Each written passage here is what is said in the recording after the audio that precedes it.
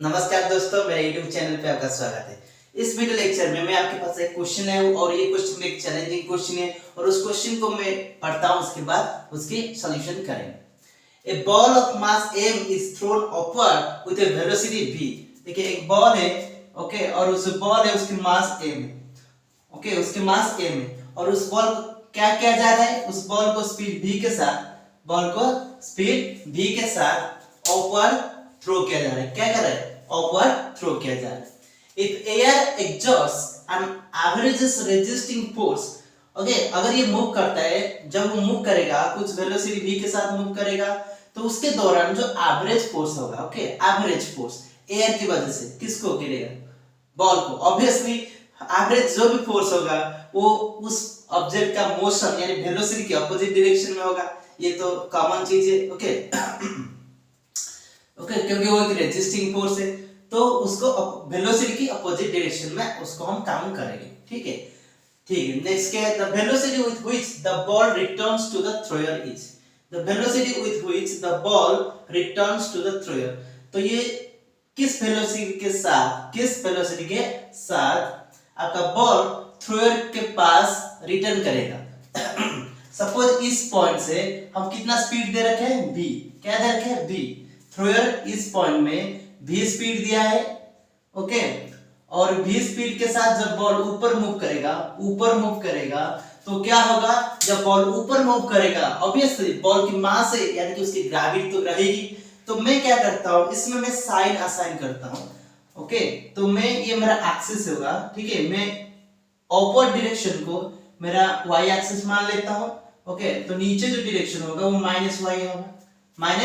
होगा। Okay, upward क्या होगा? y क्या होगा और नीचे क्या होगा? -y क्या होगा।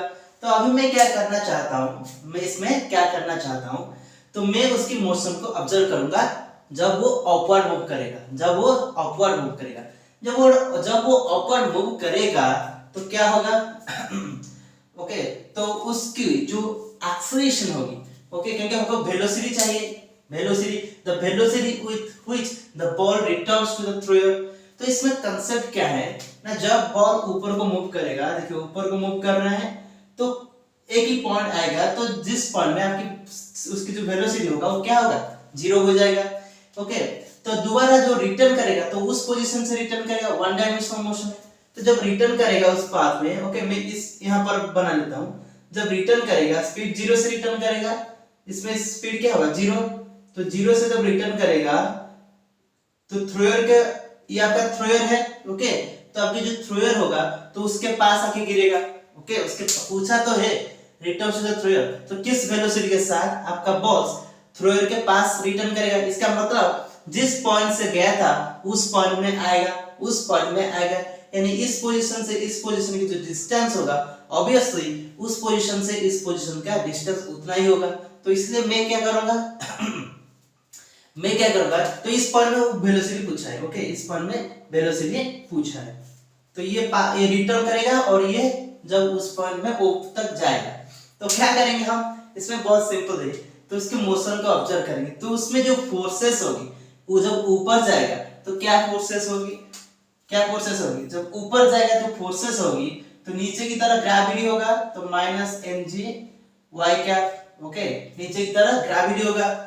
तो ऊपर की तरफ जब जाएगा उसको रेजिस्टिंग फोर्स मिलेगा, किसकी वजह से? एयर की वजह से जब उसको रेजिस्टिंग फोर्स मिलेगा, क्योंकि वो अपर डायरेक्शन में जाएगा, तो जो रेजिस्टिंग फोर्स मिलेगा वो इस दिशा में मिलेगा। किस दिशा में? इस दिशा में, क्योंकि ये अपर जाएगा तो रेजिस्टिंग फोर्स किस दिशा में मिलेगी? डाउनवर्ड। किस दिशा में? डाउनवर्ड। जब रेजिस्टिंग फोर्स उसको डाउनवर्ड मिलेगी तो वो क्या होगा? -F y cap.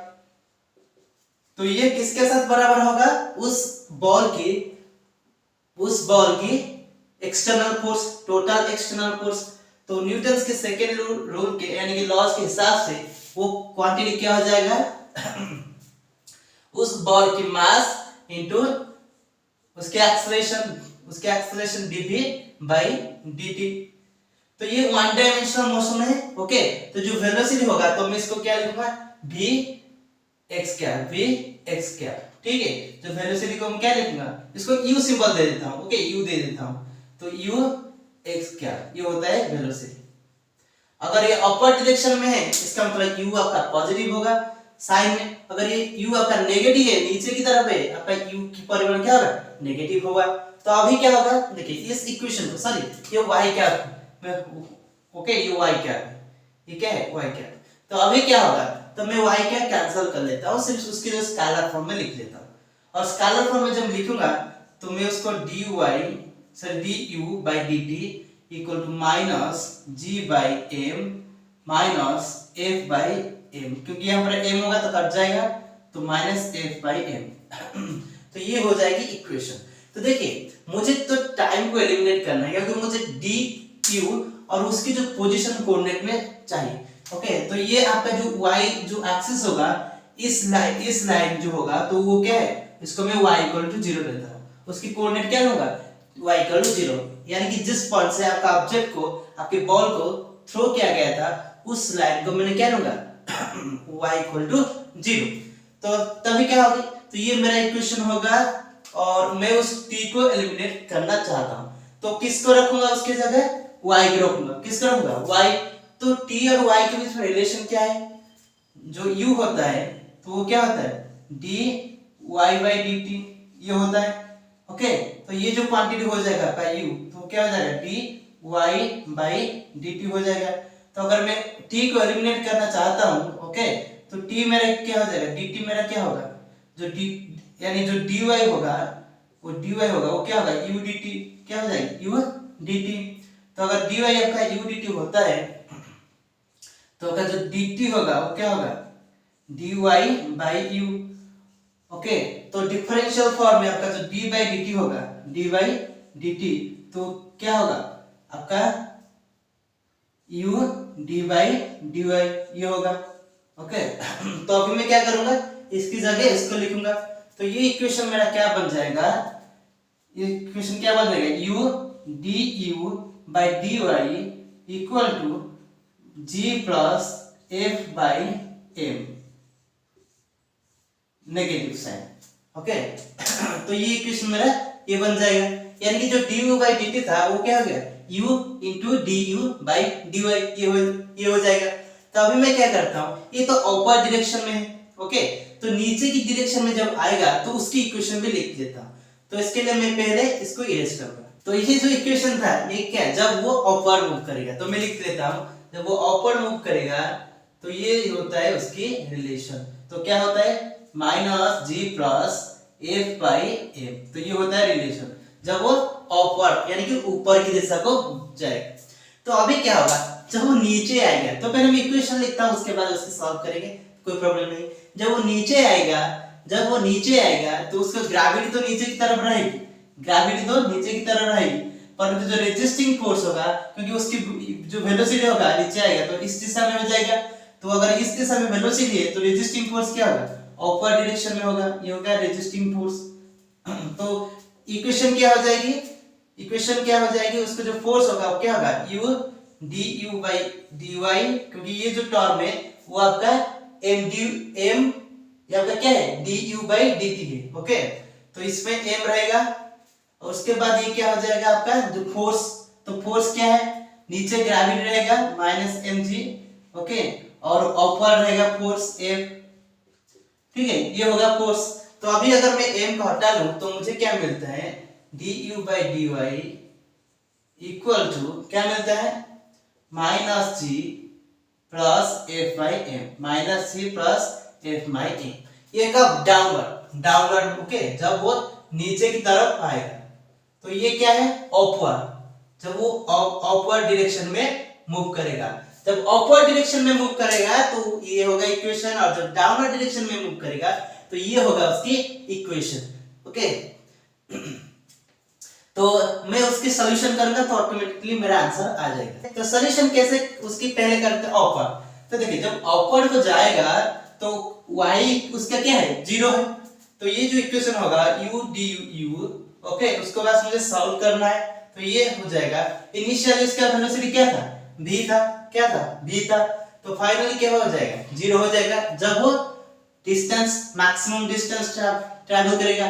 सपोज जो मैक्सिमम डिस्टेंस है वो h है ओके आपका h तो इस साइड में क्या हो जाएगा minus g plus f by m, okay, g plus f by m d y, क्योंकि ये दोनों कांस्टेंट है, उसका कोई परिवर्तन नहीं होगा, तो 0 से h, ओके। तो ये हो जाएगा ऑकवर्ड में। तो जब नीचे की तरफ आएगा तो इसको पहले सॉल्यूशन कर लेते हैं, ओके। तो इसके कर लेते, तो ये क्या हो जाएगा e स्क्वायर बाई 2, ओके, यानी कि जब हम लिमिट पुट करेंगे तो हमको ये मिलेगा। तो इसका क्या हो जाएगा h, क्या हो जाएगा h, ये हो जाएगा h। तो ये क्वांटिटी अगर मैं कैलकुलेट करूं तो मुझे क्या मिलता है, मेरा जो v square by 2, v square by 2, यानी जो v स्क्वायर हो जाएगा वो 2 g plus f by m h, इतना ही होगा, ओके। तो अभी मैं क्या करता हूं, ये जो वेलोसिटी होगा आपका इनिशियल वेलोसिटी, ओके, जिस वेलोसिटी के साथ थ्रो किया गया था। तो मुझे क्वेश्चन में पूछा है जब बॉल रिटर्न करेगा इस पोजीशन पे तभी उसका वेलोसिटी क्या होगा। तो ऑब्वियसली मैं पहले सेकेंड इक्वेशन को सॉल्व करता हूं तो मुझे मिल जाएगा,